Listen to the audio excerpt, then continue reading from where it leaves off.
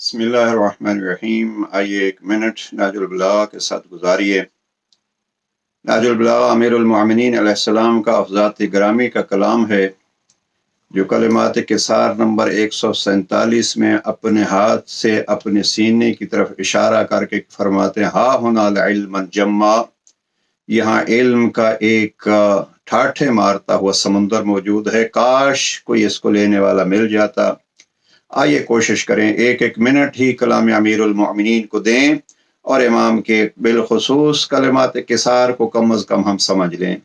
کلمات کسار 480 کی تعداد میں ہیں۔ پہلے فرمان میں امام فرماتے ہیں، فتنوں میں ایسے رہو جیسے اونٹ کا وہ بچہ جس کے ابھی 2 سال ختم ہوئے ہیں، نہ اس میں اتنی طاقت ہے کہ اس پہ سوار ہوا جائے، اور نہ وہ اس عمر میں ہے کہ اس کا دودھ دویا جائے۔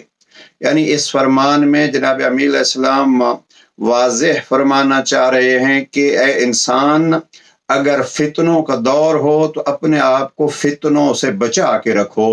البتہ یہاں فتنوں سے مراد یہ نہیں ہے کہ حق اور باطل کا معرکہ ہو تو انسان کہے نہیں یہ فتنہ ہے، نہیں، حق اور باطل الگ ہے، اس کو پہچانیے، حق کا ساتھ دینا فریضہ ہے۔